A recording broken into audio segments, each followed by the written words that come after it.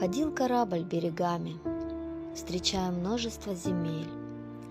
Но раз, оставленный богами, большой корабль сел на мель у полуострова, где встретил холодный камень и пустырь, палящий зной, звенящий ветер и очень старый монастырь. А у него такая рана, случилось в странстве беда.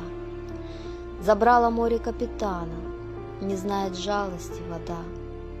Тоской скорбящий перегружен, оставив курс, сойдя с пути, он думал так: кому я нужен? Мне больше некуда идти.